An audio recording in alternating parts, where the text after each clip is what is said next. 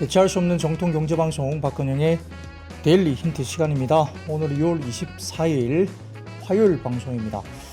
주민등록상 오늘 제가 양력 생일인데 각종 SNS와 각종 문자 등을 통해서 오늘 제 생일을 축하해 주신 여러분들에 대해서 다시 한번 감사 말씀드립니다. 사실 생각지도 못했고 집에서도 별로 신경 안 쓰는 생일인데 오늘 갑자기 무슨 문자가 엄청 많이 와가지고 너무너무 감사 말씀 다시 드리겠습니다. 아마 이 방송을 보시는 분들 가운데 뭐 페이스북이나 뭐 다른 쪽을 통해서 이렇게 또 인사들을 많이 해주셨고, 다른 쪽으로서도 뭐 카톡이나 다른 쪽에서 인사를 많이 해주셔가지고 너무 감사합니다. 3100포인트 축포 뭐 그런 비슷한 느낌도 좀 들고요. 아무튼 뭐 저희 가족들한테 받은 사랑보다 메시지가 훨씬 더 많이 보내주셔가지고 너무 개인적으로는 감사 말씀 다시 올리겠습니다.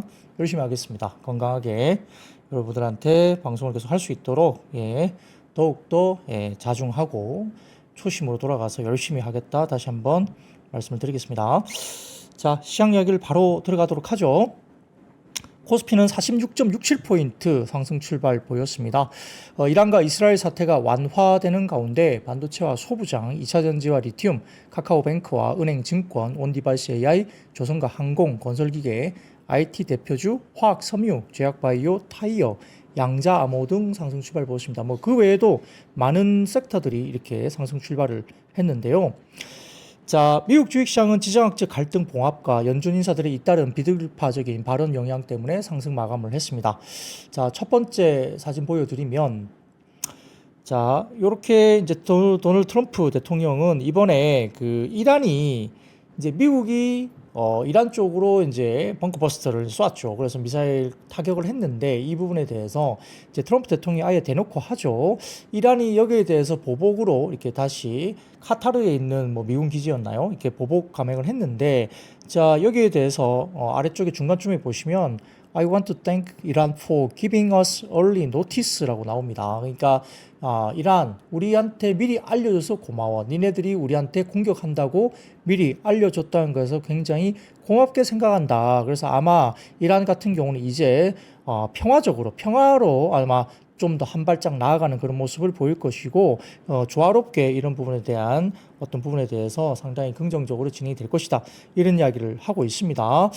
그리고 실질적으로 뭐 항공 사진을 보면 이란이 카타르 내에 있는 미군 기지를 공격했을 때 각종 비행기가 다 싹 치워진 상태로 보였거든요. 그러니까 이미 카타르 쪽으로 미국 쪽으로 말을 해주고 보복 조치 형식으로 미사일을 쏘았지만 영공에서 전부 다 격추가 됐고요.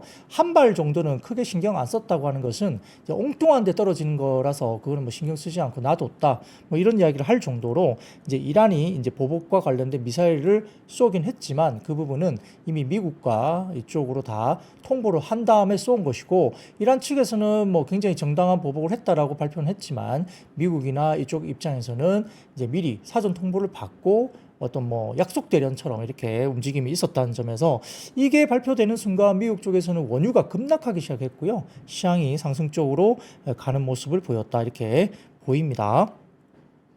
자, 그리고 그 다음 SNS 보여드리면 트럼프 같은 경우는 이제 It's time for peace 이렇게 하면서 이제 평화의 시간이다 이야기를 하죠.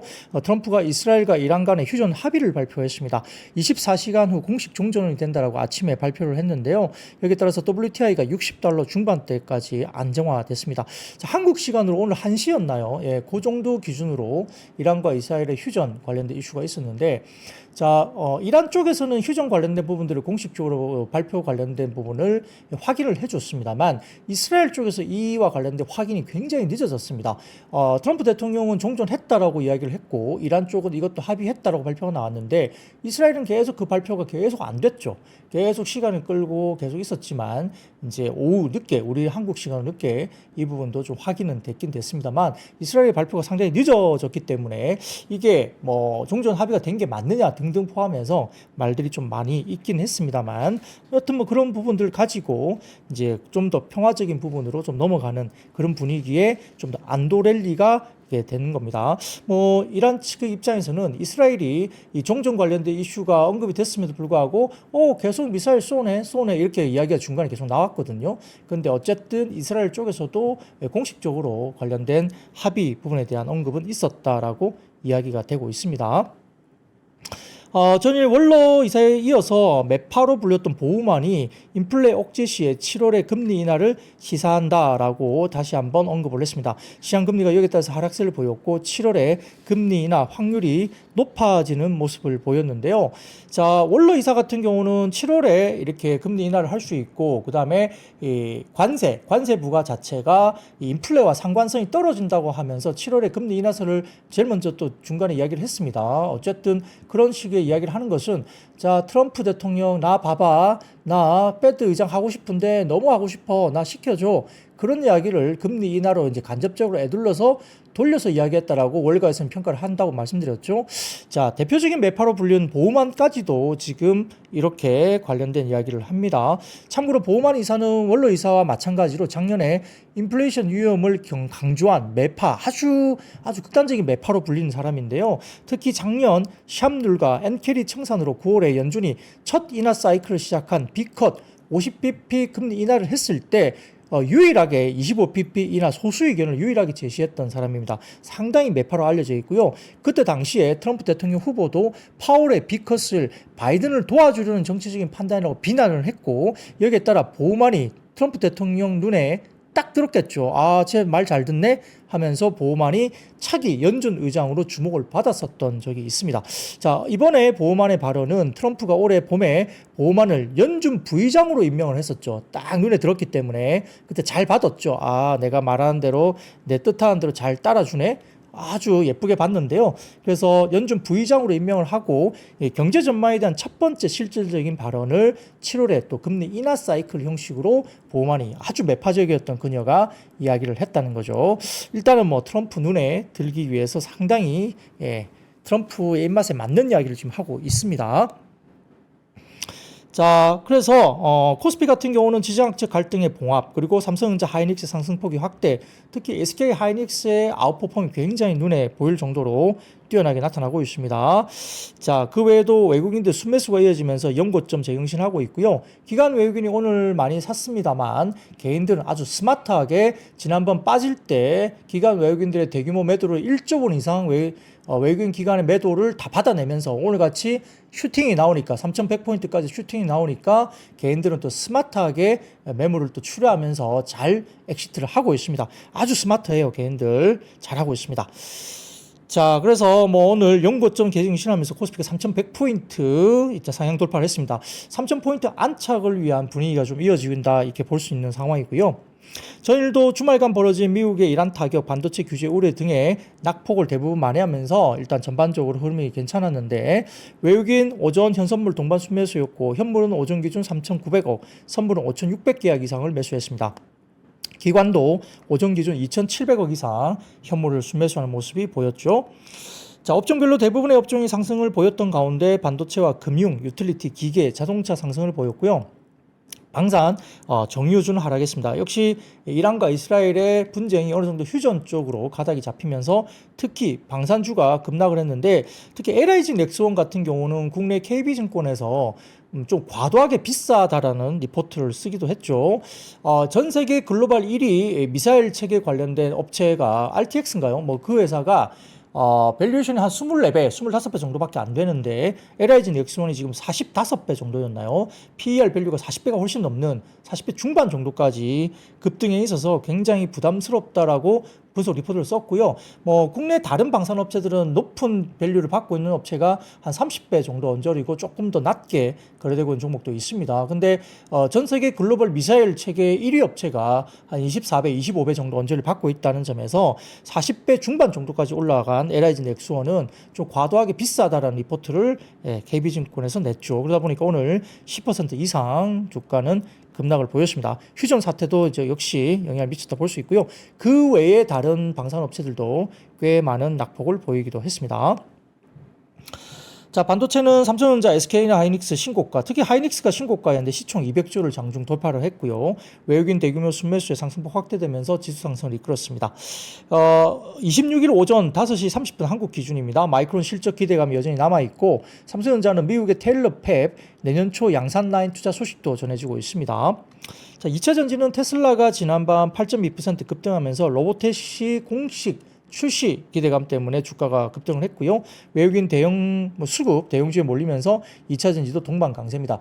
2차전지 업종은 되게 좀 머리가 복잡해집니다. 이거를 사서 더 들어 올려야 되나, 아니면은 지금 단기적으로 빈집으로 들어 올렸지만은 또다시 두드려 맞을 것인가, 업황이나 이런 것들은 별로 좋지 않기 때문에 올라갈 때마다 고민은 되죠. 근데 만약에 2차전지가 공식적으로 연속적으로 주가를 쭉쭉쭉 막 이게 올라가게 되면, 낙폭 과대에다가 오랫동안 빈집이었다, 그래서 막 이거 쭉쭉쭉 올라가게 되면 기관 외국인들 아마 좀 멘붕에 빠질 것 같아요. 그 부분을 마켓 어떤 그 이익률을, 수익률을 따라가지 못할 가능성이 있습니다. 그래서 2차 전지는 좀 약간 계륵 같은 느낌이 좀 듭니다. 이걸 따라가야 될지 아니면 다시 매도를 하고 다시 봐야 될지 고민이 좀 되는 섹터이긴 합니다. 아직까지도 논란이 많죠. 비싸다 아니다 말들이 많습니다. 자, 건설과 재건 쪽도 전쟁 종전 국력 접어들는 소식 때문에 테마가 또 올랐고, 이스라엘과 이란 휴전 영향에 관련주들이 상승을 했습니다. 금융과 지주 상법 이쪽은 뭐 방향이 갈 가능성이 높다고 보고요. 전일 민주당 코스피 5천 특위 출범을 했습니다. 위원장이 오기영 의원이고 상법 개정 의지를 재차 강조했다. 이 부분 때문에 금융주라든지 뭐 여러 가지 지주사 뭐 여러 가지 부분에서 상당히 긍정적으로 지금 볼 수밖에 없는 국면입니다. 외국인들도 역시 이 부분을 굉장히 긍정적으로 보고 접근을 할 가능성이 높다고 보입니다. 자, 항공 관련해서는 원화 강세 수혜주입니다. 지정학적 갈등이 일단락됐고, 미국의 금리 인하 시사에 원달러 환율이 장중 1360원대로 하락세를 보이기도 했습니다. 자, 증권주는 신용융자잔고가 11조 8천억 정도이고, 고객예탁금이 약 64조 원, 얼마 전엔 65조 원을 넘겼었죠. 살짝 이 자리에서 좀 쉬고는 있는데, 역시 예탁금이 64조 원대입니다.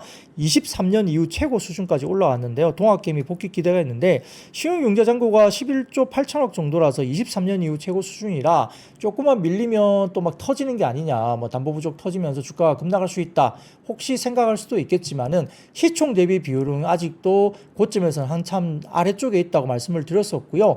고객예탁금이 워낙 빠르게 급증했기 때문에 신용융자잔고의 상승폭보다 고객예탁금의 상승폭이 훨씬 컸고, 전반적인 시가총액 상승폭이 훨씬 더 빠르게 많이 올라왔습니다. 그래서 시가총액 대비 신용융자잔고의 비율이 아직은 낮기 때문에 터질 때, 좀 하락할 때 신용 비율이 터지면서 반대매매 나오고, 이거에 대한 리스크가 상당히 지금 높지 않다. 정확하게 말씀드립니다. 높지 않습니다. 그렇기 때문에 조금 밀릴 때 주가가 담보 부족 터지면서 급락할 것이다. 이거는 조금은 우려하실 사항은, 지금은 그 정도 사항은 절대 아니란 점입니다. 잘 생각을 해보시면 좋을 것 같고요. 자, 큰 분기점이었던 지정학적 갈등 봉합에 시장은 안도를 했고, 외국인 대형주 매수세에 3.100포인트 안착을 했습니다. 자, 코스닥은 중동 지역 불확실성 완화에 장중 800포인트 돌파를 보였고요. 다만 코스피 대비 약간 언더퍼폼하는 모습도 보이기도 했고, 외국인과 기관 매수 유입되면서 대형주 중심 알테오젠, 리가켄바이오 등 관련된 제약바이오 섹터도 오늘 유입이 됐습니다. 테슬라가 로보택시 긍정적 반응에 급등한 소식 때문에 2차전지 밸류체인도 연동되면서 강세였는데요. 테슬라가 전기차를 많이 팔아서 주가가 급등한 게 아니죠. 2차전지 로봇 이런 걸로 올라갔기 때문에, 자율주행 쪽입니다. 그래서 로보택시로 올라갔다는 것은 국내에 2차전지 배터리팩 관련된 밸류체인, 양극재 이쪽에 사실은 긍정적인 이슈는 아니죠. 이건 조금 연계가 있을 수는 있겠지만, 로보택시 가지고 양극재가 오르거나 셋업체가 오르거나 이거는 조금 다른 이야기입니다만, 아무튼 테슬라의 상승분이 있었기 때문에 2차전지 쪽은 긍정적으로 반응을 하긴 했습니다. 자, 국제유가가 급락하면서 흥구석이나 중앙에너비스 등의 밈 주식 약세였습니다. 역시 국제유가는 지금 이란, 이스라엘, 중동 사태가 터지기 전 수준까지 밀렸기 때문에 이제 유가에 대한 부분에 대해서는 낮게는 한 55달러, 위로는 70달러 정도의 밴드를 형성할 것으로 시장은 보고 있습니다. 한 단계 낮췄죠. 이란과 이스라엘의 문제가 생기고 호르무즈 해협이 봉쇄되는 것이 아니라면, 단순한 중동 문제로 문제가 발생됐을 경우에 원유 같은 경우는 약 10달러 정도의 프리미엄이 붙을 수 있다는 게 일반적인 분석이었습니다. 그렇기 때문에 올라가도 70달러대 중반 정도로 봤었고요. 다시 빠지게 됐을 때 60달러대 중반 정도, 그리고 만약에 오펙 플러스가 추가적인 증산을 계속적으로 한다면 60달러도 잠깐 깨지는 모습도 보일 수 있다. 이런 정도로 보시면 좋을 것 같아요. 자, 국내 증시 5장 외국인 기관 동시 순매수의 장중 3,100선 도달을 했습니다. 종결 기대감에 WTI 유가가 66달러대로 떨어졌고요. 뭐 최근 들어서 한 10% 가량 급락을 했습니다.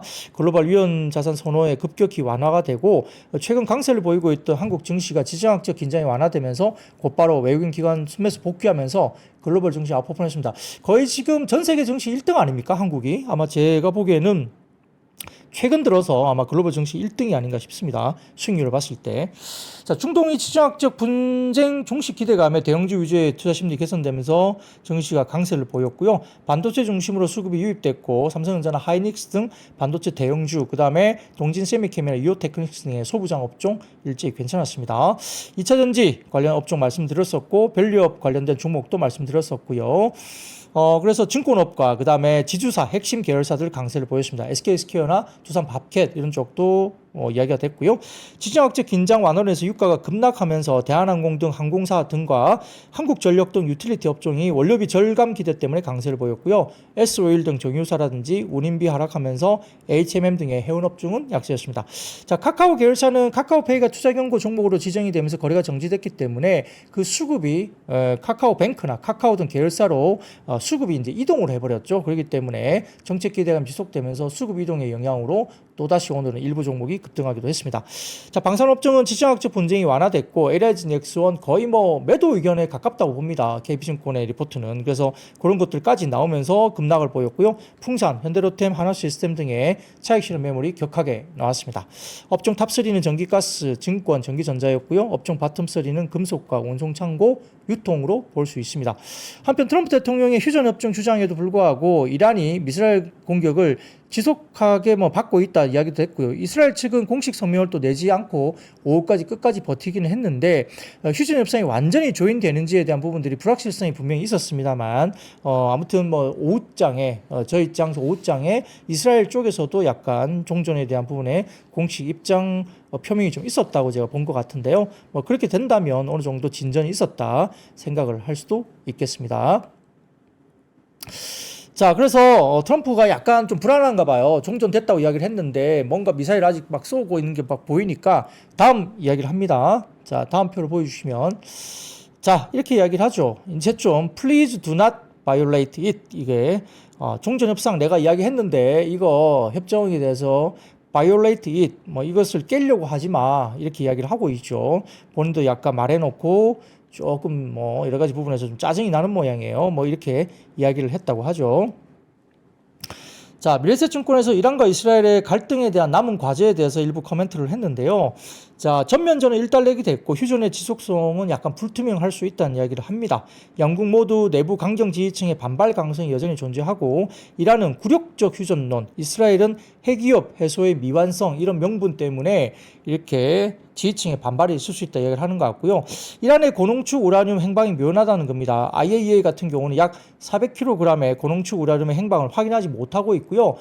관련해서 이번에 벙커버스터가 떨어진 지역에서도 핵 유출 관련된 부분들이 지금 탐지가 안 되고 있다는 이야기가 나오고 있죠. 자, 이란의 핵무장 가능성에 대한 우려가 지속됩니다. 이란이 NPT 탈퇴를 공식 검토 중에 있고 무기화 의도 여부는 중대한 분기점이 될 수 있다고 합니다.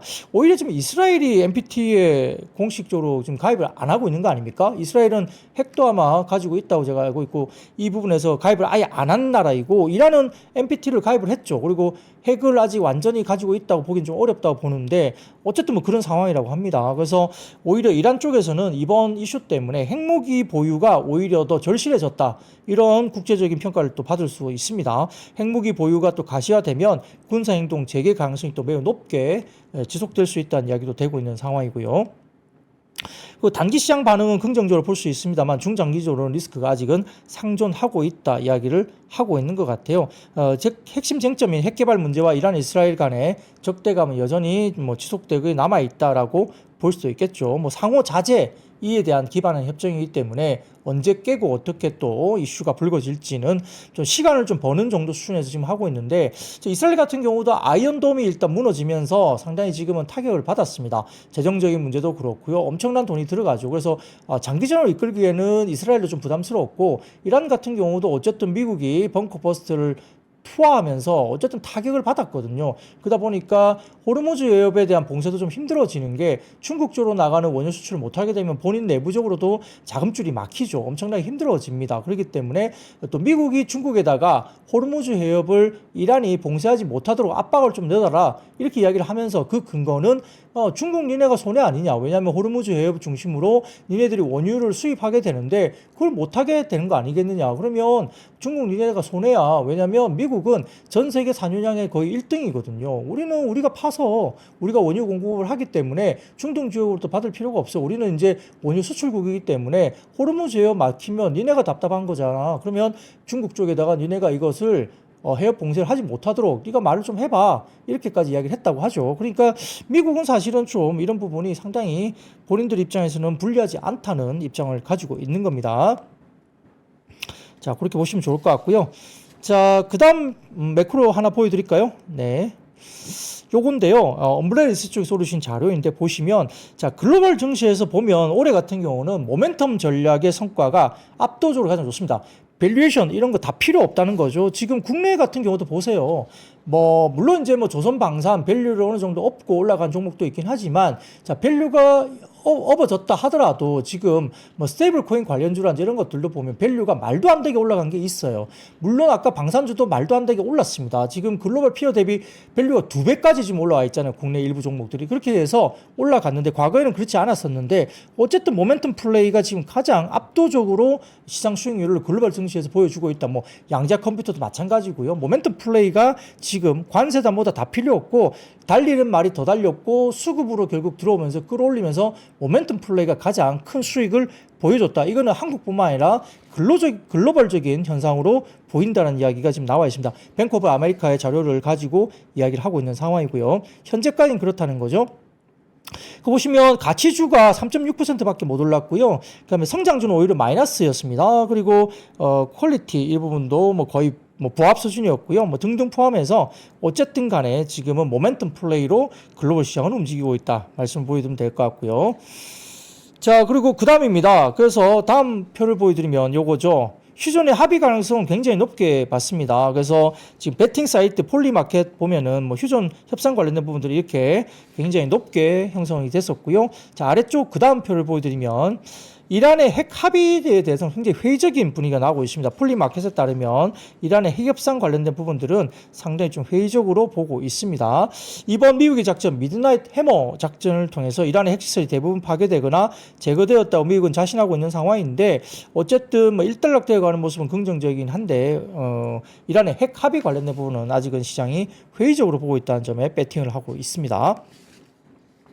자, 그 다음 표 보여드리겠습니다. 자, 그래서 지금 분위기가 흘러가는 부분에서 이제 금리 인하에 대한 부분들이 있는데, 원로 이사라든지 보만 이사 이렇게 지금 7월 달에 금리 인하로는 어쨌든 반기를 들면서 이야기를 하고 있죠. 그래서 OIS 내재 금리는 연준의 9월 인하 확률을 0.9회로 정도로 보고 있고요. 12월까지 2.2회로 반영 중에 있습니다. 그러니까 아마 연말까지 2번 정도 이상의 금리 인하를 보는 것으로 지금 반영되고 있고요. 참고로 6월 FOMC 당일에는 9월에는 0.7회 정도로 받고 12월까지 1.9회로 반영했기 때문에 올해 금리 인하 2번 정도의 가능성은 좀 더 높아지고 있고요. 7월의 금리 인하는 이야기는 하고 있지만 당장 7월 금리 인하에 대한 부분들 비중은 아직까지 좀 낮은 편입니다. 한 20-30%대 정도 되는 것 같아요. 그러나 그것도 좀 많이 높아진 겁니다만 7월에 당장 유력하게 금리 인하를 아직은 배팅을 높게 하고 있진 않습니다.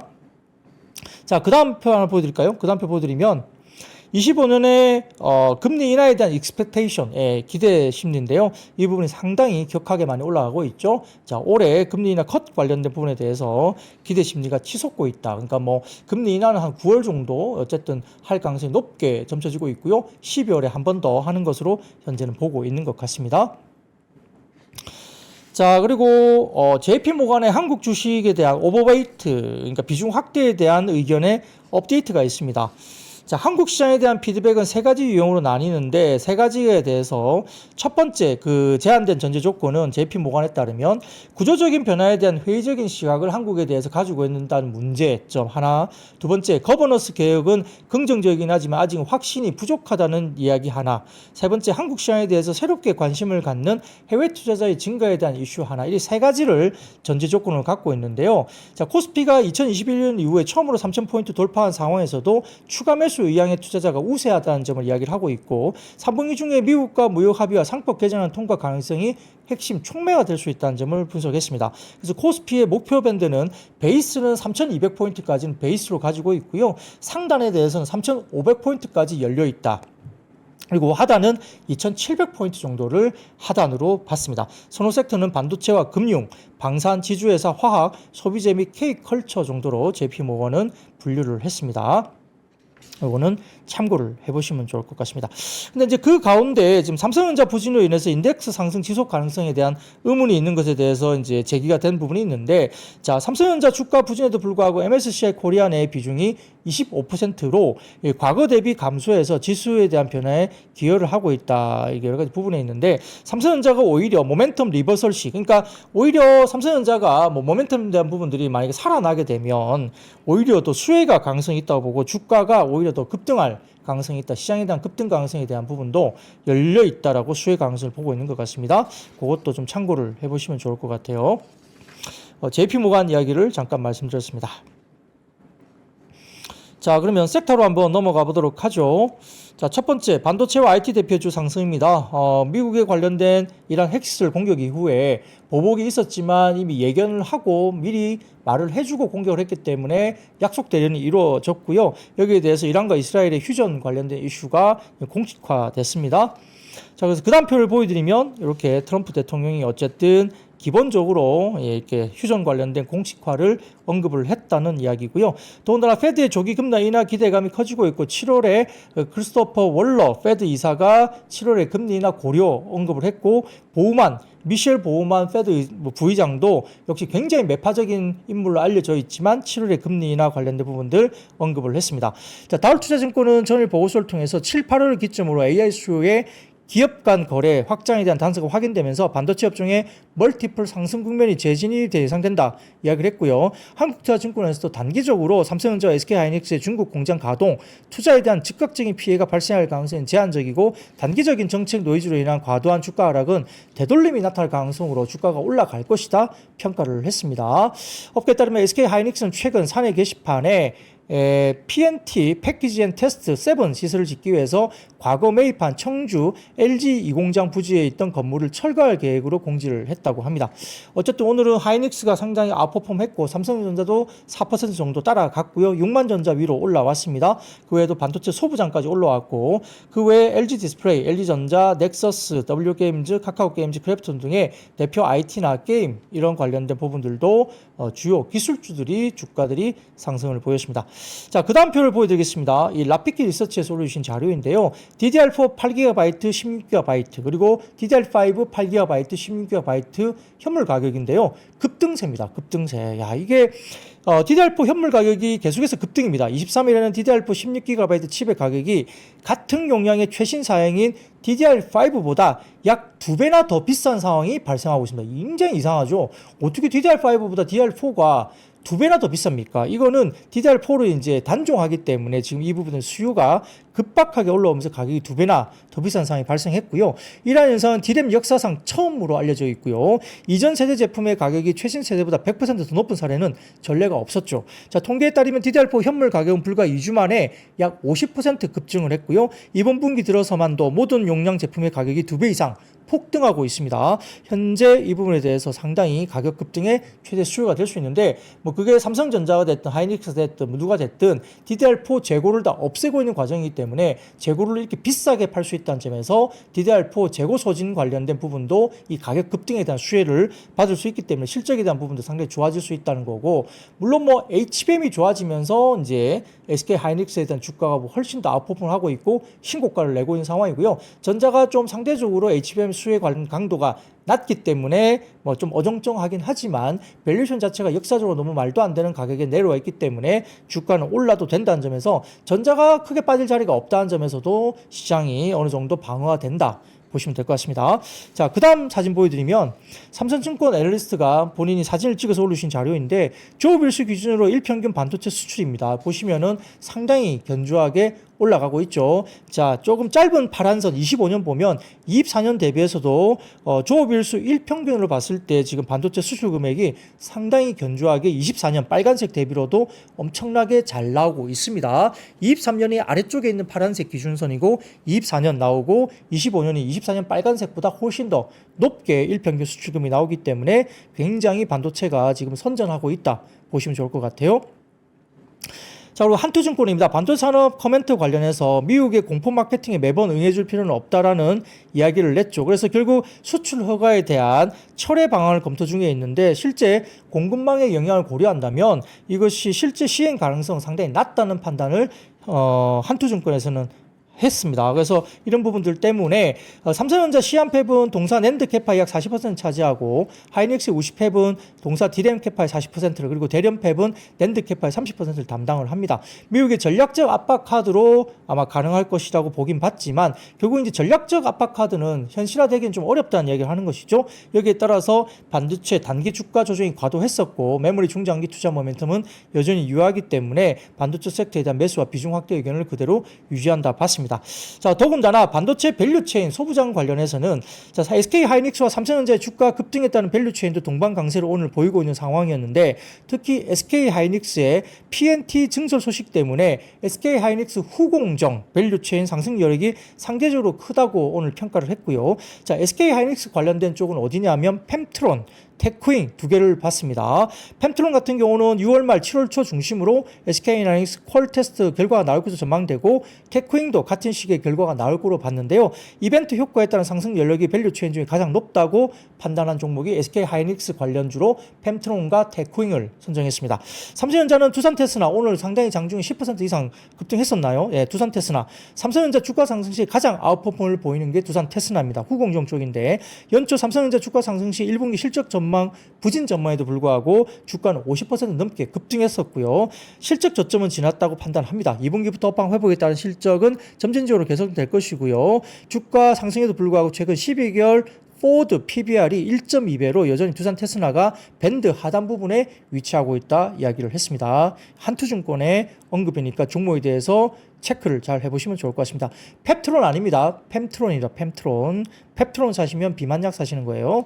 자, 그렇게 보시면 좋을 것 같고 두산도 요즘에 뭐 지주사이기도 하지만 두산은 IT 쪽 관련된 부분에 대해서 긍정적 리포트가 나오고 있기 때문에 메리츠 증권에서 밀고 있죠. 리포트가 많이 쓰고 있습니다. 주 두산 상당히 좋은 모습도 나오고 있습니다.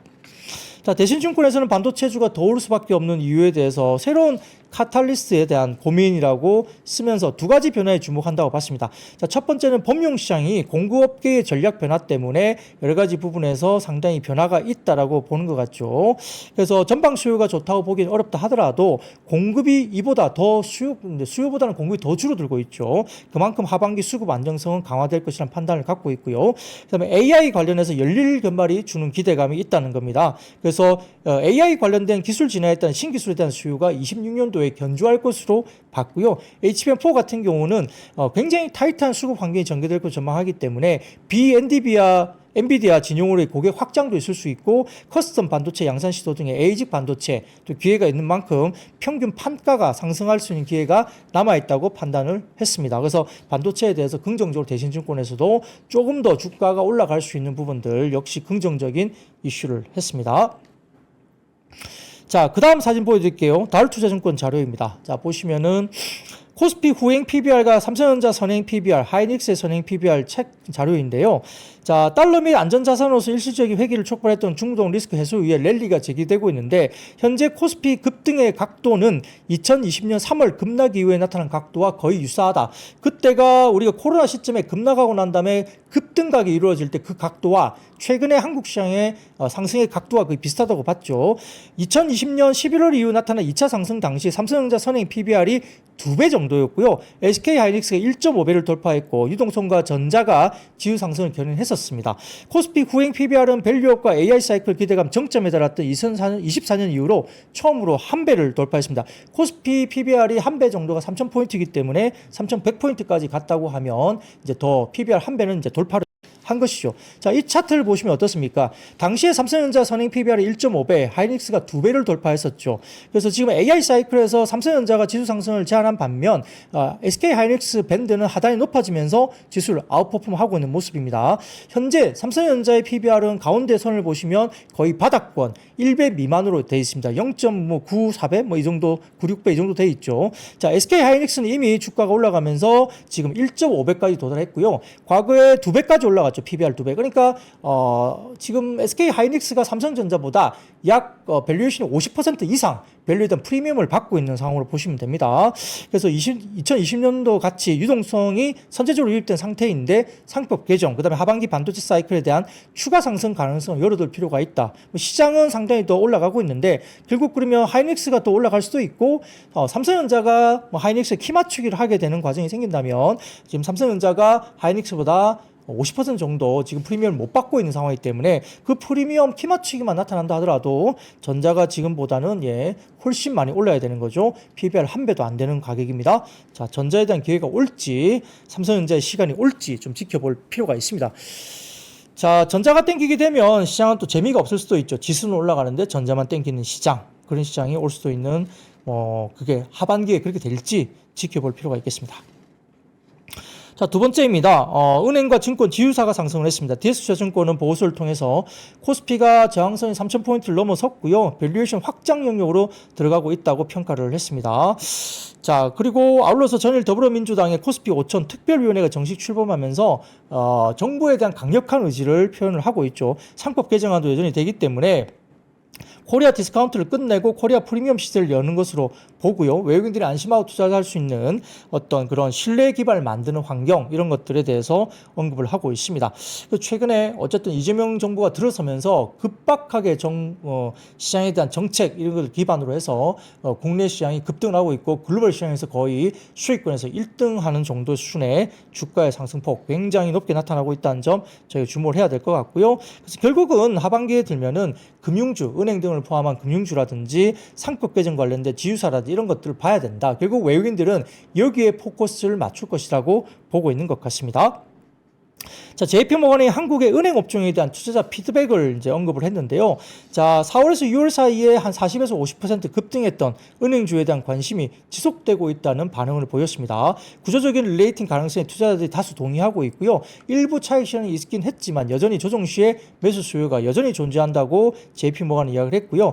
구조적인 릴레이팅 근거는 기대 이상으로 급격한 총주주 환원의 확대, 그리고 자본시장 개혁으로 비이자 이익 회복의 기대, 그리고 신정부의 부양책과 신용위험 관리 정책으로 신용비용 하향 가능성에 대해서 언급을 하면서 긍정적인 평가를 했죠. 그래서 PBR 관련된 리레이팅, 멀티플 리레이팅을 이야기를 했습니다. 그래서 9에서 10% 정도의 ROE가 나오고 있는데 글로벌 은행 대비 아마 PBR 0.9배 정도까지는 릴레이팅 여지가 충분히 존재하는 종목들이 있다고 평가를 했죠. 그래서 선호하는 종목은 KB금융, 신한, 하나금융에 대한 선호를 지속한다는 JP모건의 언급이 있었습니다.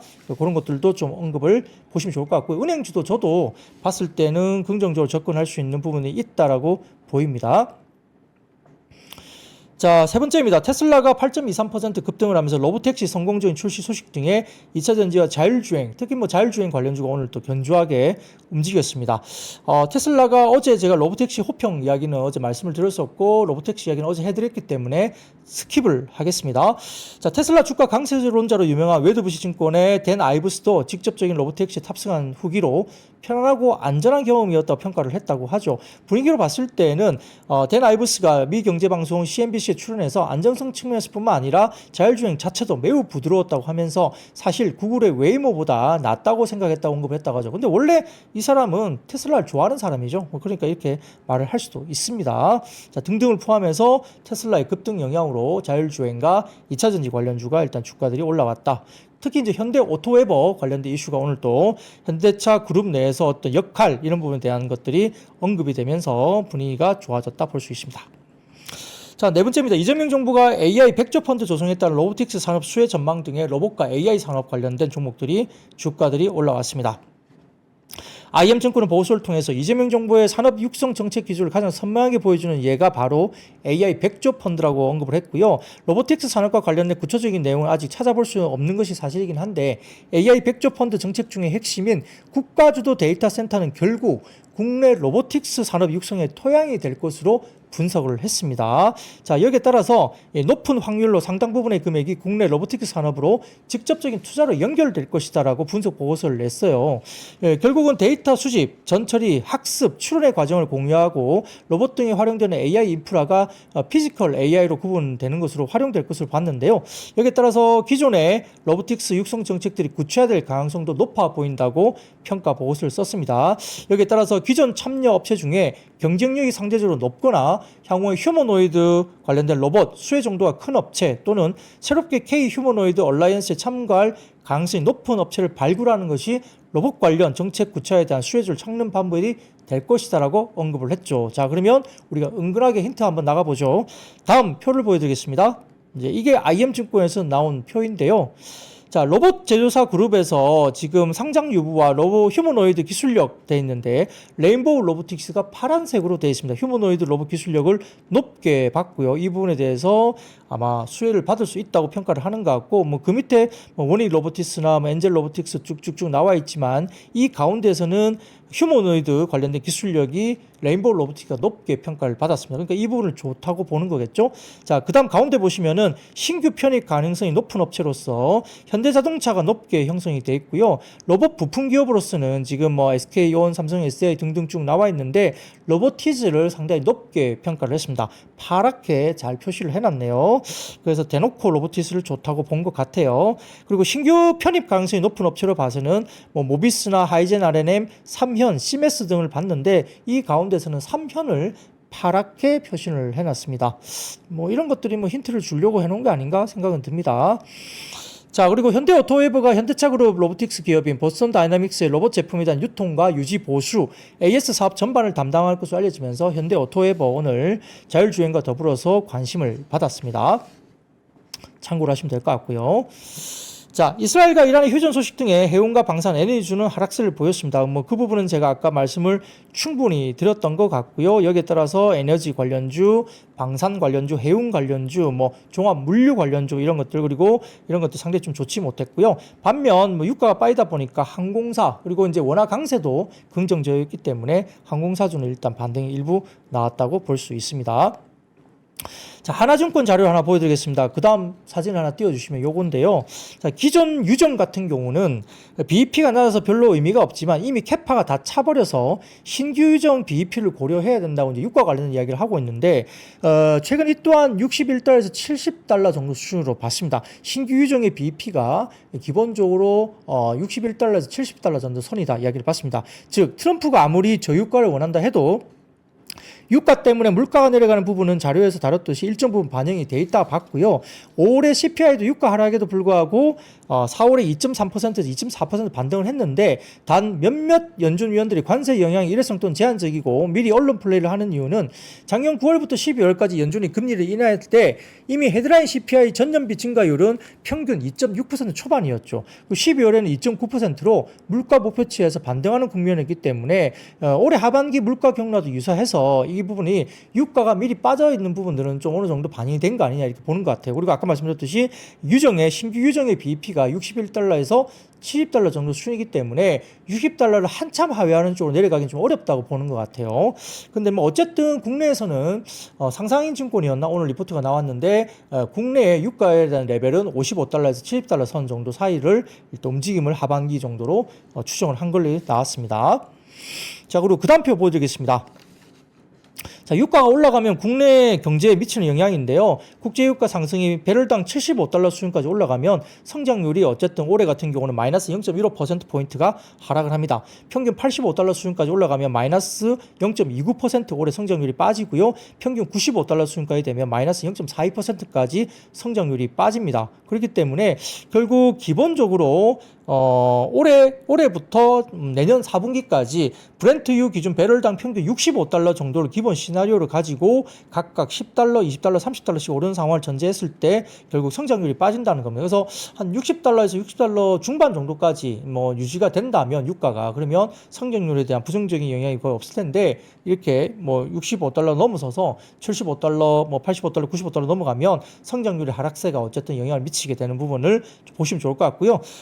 올해 성장률이 빠지게 되면 아무래도 이제 코스피 관련된 부분들이 영향을 받겠죠. 조금 더 부정적으로 이제 상단이 조금 더 이제 제한되는 그런 이슈가 될 수도 있습니다. 유가 부분은 우리나라에도 중요한 부분이기 때문에 한번 체크를 해보시면 좋을 것 같아요. 자, 6번째입니다. 정동영 의원이 이재명 정부 통일부 장관 후보자 지명 소식송에 남북 경협 철도주가 상승을 보였습니다. 이건 뭐 뉴스 플레이로 주가들이 올라가는 거고요. 북한하고 어떤 부분은 특이하게 진행된 건 없습니다. 자, 그래서 뭐 당시에 뭐 정동영 의원이 역할을 과거에 했었었죠. 그래서 이재명 정부의 첫 번째 통일부 장관 후보자로 지명이 됐고 이 부분 때문에 북한의 핵무기 포기, 그다음에 핵 확산 금지 조약 복귀 등의 내용을 담은 9.19 공동성명 역시 정동영 후보자 뭐 통일부 장관으로 재임할 당시에 채택한 바가 있기 때문에 이 부분에 대한 기대감이 반영이 되면서 남북 경협과 철도 관련주가 이제 주가들이 움직였다 보면 될 것 같고요. 자, 7번째입니다. 이스라엘과 이란 휴전에 중동 지역 재건 사업 본격화 기대감 등의 건설기기와 건설주가 올라왔습니다. 이것도 결국은 뭐 다들 그냥 상상 속에 주가들이 움직이는 거죠. 뉴스플로에 따른 기술적인 트레이딩이라 볼 수 있겠습니다. 공식적인 합의가 뭐 어느 정도까지 진행이 되고 지켜질지 유지가 될지 이 부분은 조금 아직은 변수라고 보는데요. 여튼 지금은 인프라 관련된 복구 재건 사업 이거는 뭐 휴전 이야기가 나오면 건설기계 뭐 건설 뭐 재건 관련주 이런 것들은 그냥 기계적으로 튀어오르는 거기 때문에 너무 지금은 크게 이슈를 의미를 둘 필요는 없다 정도로 생각이 듭니다. 8번째입니다. EYL이 양자암호 기술 국가전략 기술로 확인을 했다. 이게 소식이 전해지면서 양자암호 관련주가 움직이기도 했습니다. 이것도 지금 기본적인 뉴스 프로이기 때문에 이것도 뭐 밈주식이죠. 이것도 보시면 좋을 것 같고요. 자, 비트코인 가격 반등 영향 등의 가상화폐와 두나무 관련주도 상승세를 보였습니다. 최근에 중동 지역 지정학적 리스크 때문에 $100,000 아래로 하락하게 됐던 비트코인 가격이 리스크가 완화되면서 결국 페드의 조기 금리나 기대감 등의 반등세를 기록했다는 점. 코인마켓캡에 따르면 비트코인 가격이 2시 기준 가격이 3.5%가량 상승한 105,100달러 선에서 거래가 됐고요.